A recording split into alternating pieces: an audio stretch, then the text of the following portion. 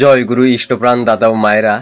আজ ইষ্ট প্রসঙ্গে পরম পূজ্যপাদ শ্রী শ্রী আচার্যদেবের দেওয়া সমাধান জেনে নেব। এক স্বামী স্ত্রী এসেছে আচার্যদেবের কাছে। উভয়ের মধ্যে কথা কাটাকাটি হয় মাঝে মধ্যে।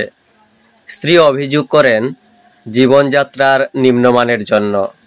পাশের প্রতিবেশী সৎ উপায়ে উপার্জন করে সচ্ছল জীবনযাপন করে।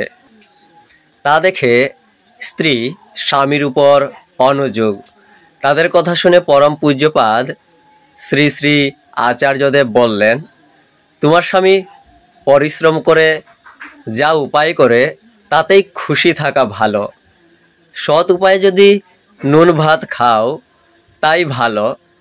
একজন অসৎ উপায়ে দামি দামি জিনিস ব্যবহার করুক গে, বিলাসপূর্ণ জীবনযাপন দেখে কি করবে? ওতে আনন্দ নেই। তাকে দেখে তার মতো হওয়ার দরকার নেই। তোমার স্বল্প আয়ে যা জুটে তাই সুখের আনন্দের। অসৎ উপায়ে উপার্জন অনিশ্চিত। কোন দিন কোন বেকায়দায় পড়বে টের পাবে না। ওর ভবিষ্যৎ নেই। ভিতরে দুর্বলতা কাজ করে।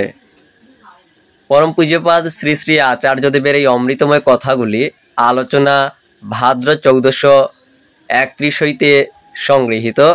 আপনারাও শেয়ার করবেন যাতে সবাই তথ্যগুলি জানতে পারেন। নিত্য নতুন প্রতিদিন ইষ্ট প্রসঙ্গ এবং ভিডিও দেখতে লাইক করবেন পেজটি এবং সবাইকে শেয়ার করবেন। ধন্যবাদ। জয় গুরু।